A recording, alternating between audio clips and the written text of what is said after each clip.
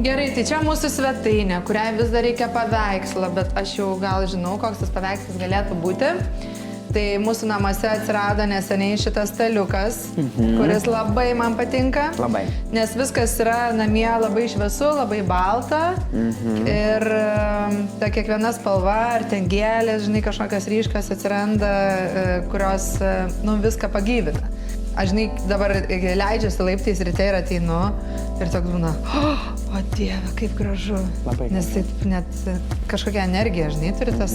Tai va, tai žodžiu, man čia dabar yra tikrai visa šita erdvė tokia, tokia jau išbaigta, ko negaliu pasakyti apie visus namus, nes tikrai dar yra ką padaryti. Čia yra Travertinas. Man travertinas iš akmenų, jisai gal išskirtinis tuo, kad jisai nėra šaltas. Matai? Pavyzdžiui, prie šito akmens prisiliesk, jisai šaltas.